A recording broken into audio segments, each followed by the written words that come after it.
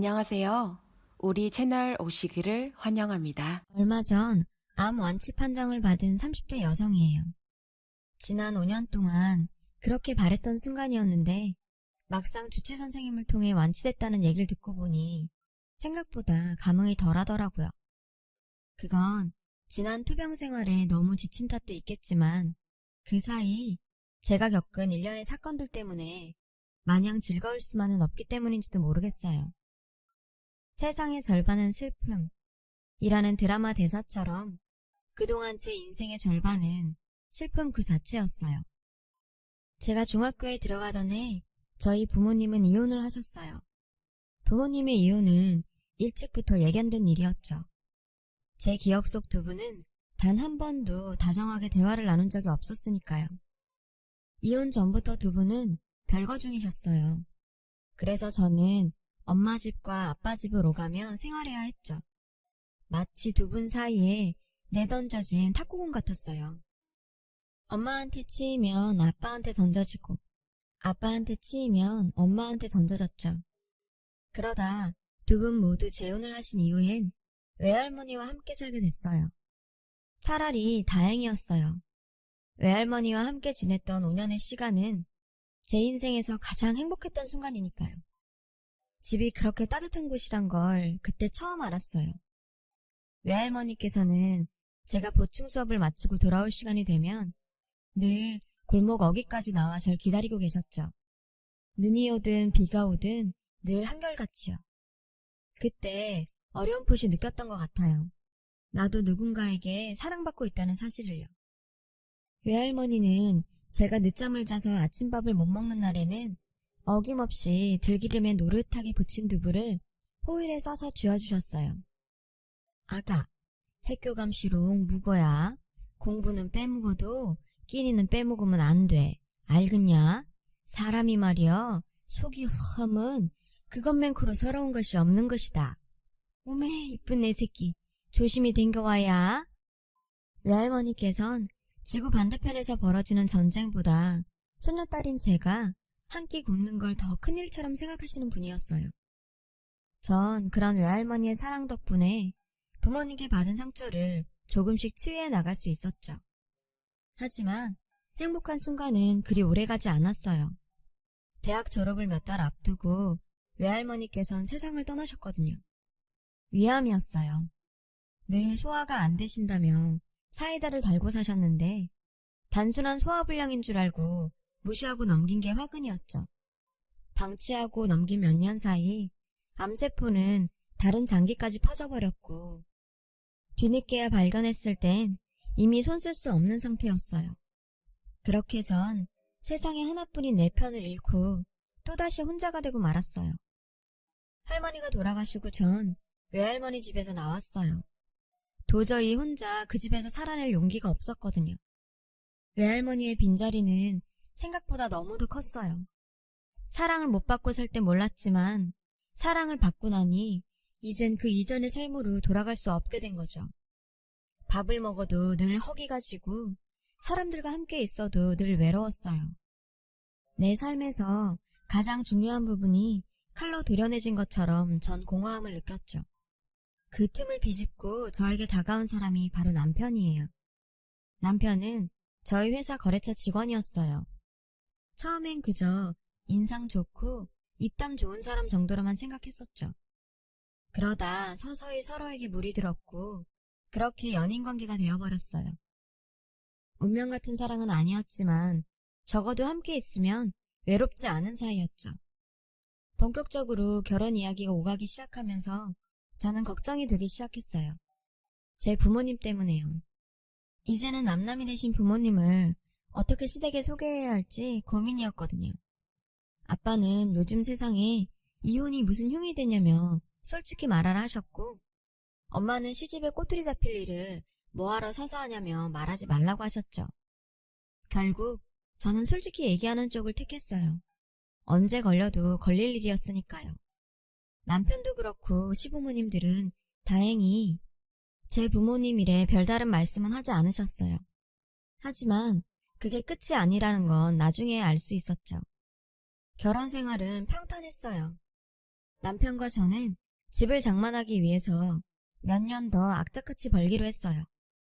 그동안 아이 갖는 건 미루기로 했고요. 물론 시댁엔 비밀로 했죠. 그런 사정을 모르시는 어머님은 저를 볼 때마다 손주 타령을 하셨어요. 솔직히 말씀드릴까도 했지만 그랬다간 후폭풍이 더 클 것 같아 남편과 전 입을 다물기로 했어요. 그렇게 결혼 4년차가 되던 어느 날 저는 갑작스런 체중 감소와 섭식장애 증상으로 병원을 찾았다가 뜻밖에도 위암 3기 판정을 받았어요. 그때 제 나이 32이었습니다. 하늘이 무너지는 것 같았어요. 도대체 내가 무슨 죄를 지었길래 이런 고통을 당해야 하는 건지, 왜 하필 나인지 하늘이 너무 원망스러웠어요.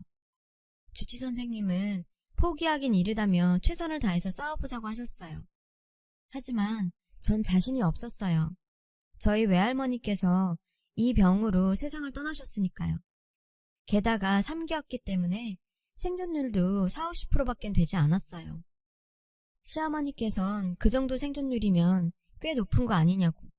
남들은 10%도 안 되는 가망성에도 목숨 걸고 싸우는데 배부른 소리 하지 말라고 하시더군요. 그러시면서 상준이한테 얘기 들었다. 그동안 니들 일부러 피임했었다며? 이제 어쩔 거니? 그러게 몸 건강할 때 애부터 낳을 것이지.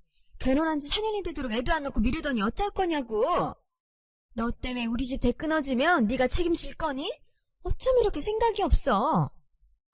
병문안을 핑계로 와선 손주 안 낳았다고 한 소리 하시는 시어머니의 행동에 눈물이 핑 돌았어요. 이 사람은 날 사람으로도 안 보는구나 싶었거든요. 그래서 어머님 정말 잔인하시네요. 암 걸린 며느리를 위로는 못하실 망정 손주 못 낳았다고 타박하시는 거예요? 대를 못 이을까봐 그게 그렇게 걱정이세요? 그런 거라면 걱정 마세요. 저 죽으면 젊고 건강한 새 며느리 들여서 그렇게 바라시는 손주 얻으시면 될 거 아니에요. 그리고요 어머님 40~50% 생존율이면요 저 같은 상태의 환자 둘 중 하나는 죽는단 얘기예요. 그런데 어떻게 걱정을 안 해요. 그게 어떻게 배부른 소리냐고요. 서러운 마음에 담고 있던 말을 어머님한테 쏟아부었어요. 그러자 어머님은 정색을 하시더군요. 어머 얘 말하는 것 좀 봐. 이래서 가정교육이 중요하다는 거야. 부모한테 보고 배운 게 없으니 시애미 앞에 두고 지 할 말 다 하지. 에휴 애초에 결혼을 말렸어야 했는데 생떼 같은 애 새끼 호래비 되는 꼴 내가 어떻게 봐. 아 내 팔자야. 아예 저 죽으라고 곡을 하시더라고요. 그 모습에 제가 주먹으로 가슴팍을 치며 분을 삭히자 보다 못한 옆 환자 보호자가 나서서 어머님을 병실 밖으로 끌어내셨어요. 그 보호자와 복도에서 한참 실랑이를 벌이던 어머님은 수간호소의 저주로 결국 돌아가셔야 했죠. 몇 차례의 수술과 항암 치료를 받는 동안 제 간병을 맡아줄 가족이 없어서 업체에서 소개받은 간병인 아주머니의 도움을 받았어요. 저희 엄마 또래의 아주머니셨는데 왠지 돌아가신 외할머니와 많이 닮으신 분이었죠. 그래서 더욱 마음에 들었는지 몰라요. 회사를 쉴 수 없는 남편과 제가 해서 낳은 자식들이 아직 어려서 집을 비울 수가 없는 저희 친정엄마 대신 간병인 아주머니는 저를 가족처럼 돌봐주셨어요. 힘든 안투병 기간 동안 제가 지치지 않고 치료를 이어갈 수 있었던 것도 어떻게 보면 간병인 아주머니 덕분이었죠. 젊은 사람이 암보험에 실비보험까지 꼼꼼히도 드러났네. 이쪽 일 하다 보면 안타까울 때가 많아. 생활이 어려 보험 하나 못 든 탓에 수술비, 병원비, 거기다 간병인비까지 고스란히 떠안는 사람들 많이 보거든. 몸 아픈 것도 서러운데 돈 때문에 더 병난다니까. 사실 저희 외할머니께서 위암으로 돌아가셨어요. 그래서 지인들이 보험 들어달라고 올 때마다 할머니 생각이 하나씩 드러났는데 이렇게 그 덕을 보네요. 솔직히 보험 아니었으면 돈 걱정 없이 치료에 전념하기 힘들었을 거예요. 특히 요양병원에서 간병인 간호받으며 몸 추스르는 건 꿈도 못 꿨을 테고요. 요양병원을 추천해준 건 간병인 아주머니셨어요. 남편과 친정 도움을 받을 수 없는 제 처지를 아시곤 수술 뒤에 입원 치료가 끝나자 바로 요양병원으로 옮길 수 있도록 연결해 주셨어요. 무슨 일이 생기면 바로 제가 수술받은 대학병원으로 연계도 쉬워서 안심이 됐죠. 게다가 실비보험도 적용이 되고 여러모로 저에겐 탁월한 선택이었어요. 그런데 그때부터였어요. 남편 발걸음이 뜸해진 건. 아무래도 병원에 입원해 있다 보면 보호자의 동의를 받아야 하는 일들이 많은데 그럴 때마다 남편은 일 때문에 바빠서 못 온다는 말만 되풀이했죠. 솔직히 서운했어요. 옆에서 병수발 들어주길 바랬던 건 아니지만 그래도 이렇게 나몰라라 할 줄은 몰랐으니까요. 그러던 어느 날이었어요. 간병인 아주머니가 그러시더라고요. 업무과에서 연락이 왔는데 실비보험에서 지급되는 것 외에 비급여 부분이 몇 달째 입금이 안 되고 있다고요. 게다가 간병인 아주머니 월급도 2달이나 밀린 상태였고요. 이달에 2달치 급여를 지급해주겠다던 남편이 연락이 안 된다는 거예요. 전 남편한테 전화를 했어요. 제 전화도 안 받길래 회사에 전화를 했죠. 그랬더니 남편이 제 핑계를 대고 휴가를 냈다고 하더라고요. 기가 막혔어요. 그동안 회사 핑계로 병원엔 가뭄에 콩나듯 가끔 한번 얼굴 비추고 가는 사람이 회사엔 제 핑계로 휴가까지 내요? 게다가 암 진단비며 그 밖에 보험금은 어쩌고 병원비도 밀리고 간병인비까지 밀려놓곤 연락도 안 받다니. 전 시어머니한테 전화를 걸어 남편의 행방을 물었어요. 그랬더니 이러시는 거예요. 너 이제 살만한가 보다. 네 남편도 다 찾고 지 남편이 밥을 먹는지 굶는지 신경도 안 쓰고 간병인 병수발 받아가며 편하게 사는 애가 뭔 바람이 불어서 지 남편을 다 찾아? 어머님, 무슨 말씀을 그렇게 하세요. 편하게 살다뇨. 내가 틀린 말했니? 네 남편은 일하랴 집안일하랴 눈코뜰 데 없는데 거기서 딸병을 안 지키는 거 맞잖아. 지금 걱정. 결혼해도 어떻게 이런 애랑 결혼해서 대접도 못 받고 살아. 네 남편 어딨냐고 뼈 빠지게 결혼을 해주니까 왜? 진짜 남편이 결혼에 그리고 그걸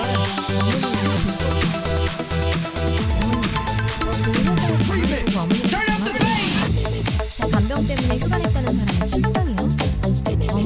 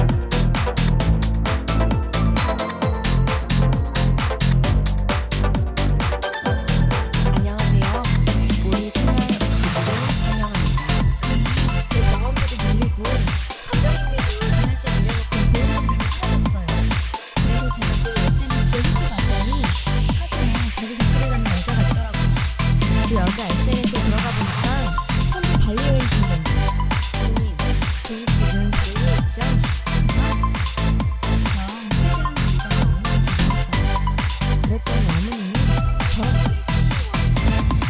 야, 지금 뭐 하는 짓이냐? 아니, 네 남편 왜 그렇게 사랑스러운 짓 찾냐? 그런 거야? 나 어디서 배워먹지 못한 짓거리야? 설사 네 남편이 너 몰래 여자 좀 만났다고 쳐. 그게 그렇게 못할 짓이야? 네가 여자 소식을 못 찾아서 몇 년째냐? 넌 옆에 잘못 만나 피 끓는 나이에 독수공방하는 남편이 아유 넌? 나 같으면 이거 10개라도 말 못하겠다. 여보, 잠자준 게 인사가 아니야? 싫다. 난 어디까지고 내 아들 편 할란다. 그러니까 들먹지 않게 시애미한테 홍계질 하지마. 알았냐? 어머님은 버럭 화를 내시곤 전화를 끊으셨어요. 먹긴 놈이 성낸다고 딱 그 짝이었죠. 하지만 당당하던 어머님의 태도가 360도 바뀌기까지는 얼마 걸리지 않았어요. 며칠 뒤 어머님은 장례식에 놓인 영정 앞에 주저앉아 자신의 행동을 뼈저리게 반성해야 했거든요. 어떻게 된 거냐고요? 며칠 뒤 병실로 형사가 찾아왔더라고요. 네? 그이가 죽어요? 남편이 발리에서 교통사고로 사망했다는 거예요. 동행했던 여자와 함께요.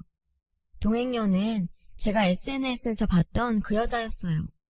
기가 차서 말이 안 나오더군요. 그런데 더 놀라운 건 남편과 상간녀의 여행 경비가 다름 아닌 제 암 진단비라는 거예요. 그동안 보험사에서 수령받은 돈을 관리했던 남편은 그 돈으로 상간녀에게 선물을 하거나 함께 여행을 다녔던 거예요. 시어머니는 그 사실을 알면서도 남편과 상간녀한테 받는 용돈이 탐나서 제게 입을 다문 건 물론 남편의 알리바이까지 만들어주었던 거죠. 남편의 죽음과 외도를 동시에 알게 된 저는 이 상황을 어떻게 받아들여야 할지 모르겠더라고요. 솔직히 두 사건 모두 실감이 안 났죠. 하지만 현실을 자각하는 데는 그리 오랜 시간이 걸리지 않았어요. 다음 날 남편이 장례식장에 들어서자 바닥에 주저앉아 통곡을 하던 시어머님이 저에게 달려들었어요. 그리곤 제 머리채를 잡으며 소리쳤죠. 이년아, 이게 다 니년 때문이다. 박복한 니년이 우리 집에 들어와서 내 아들 잡아먹은 거야. 내 아들 살려내라. 내 아들 살려내. 어머님은 아들을 잃은 슬픔을 저를 향한 징후로 풀려는 것 같았어요. 어머님은 아들 잃은 거 아니에요. 전 남편을 잃었어요. 게다가 제 목숨을 담보로 받은 보험금을 가지고 바람피다 남편이 죽었다고요. 어머님이 좀 말리시지 그러셨어요. 다 아셨으면 그러지 말라고 말리셨어야죠. 그 여자랑 발리에 가지만 않았으면 어머님 아들 이렇게 허망하게 죽진 않았을 거라고요. 그이 죽인 건 제가 아니라 돈 몇 푼에 아들 외도를 묵인하고 며느리 속이는데 급급했던 어머님이라고요. 제 말에 어머님은 그대로 주저앉아 목 놓아 통곡을 하셨어요. 그리고 얼마 뒤 저는 거액의 보험금을 받았어요. 남편 앞으로 들었던 보험들과 남편이 발리 여행을 떠나면서 들었던 3억짜리 여행자 보험을 통해 10억 가까운 수령금을 말이에요. 통장에 찍힌 돈을 보니 만감이 교차하더군요. 제 목숨값을 가지고 상간녀와 바람을 피웠던 남편이 결국 자신의 목숨으로 그 돈을 갚은 셈이 됐으니 말이에요. 저는 또다시 혼자가 됐지만 더 이상 예전의 저처럼 공허한 마음으로 살진 않을 생각입니다. 아픈 만큼 성숙한다고 저 또한 그런가 봐요.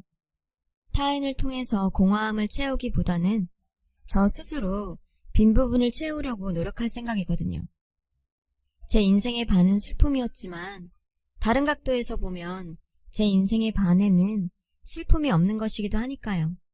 그리고 외할머니를 생각나게 하는 간병인 이모와 간병인과 환자 사이가 아니라 친구 같고 언니 같고 보호자 같은 그런 마음으로 잘 지내고 있습니다. 사회 나와서 이런 인연을 만나는 게 어디 쉬운 일인가요? 어쩌면 저를 걱정하던 외할머니가 보내주신 소중한 인연인지도 모르겠다는 생각을 합니다. 감사하는 마음으로 또 당차게 살아내 보겠습니다. 응원해 주셨으면 합니다. 지금까지 제 사연을 들어주셔서 감사드려요. 항상 건강하세요. 여러분, 사연 댓글에 응원과 현명한 조언 부탁드려요. 좋아요와 구독은 저에게 큰 힘이 됩니다. 오늘도 좋은 일 가득하세요.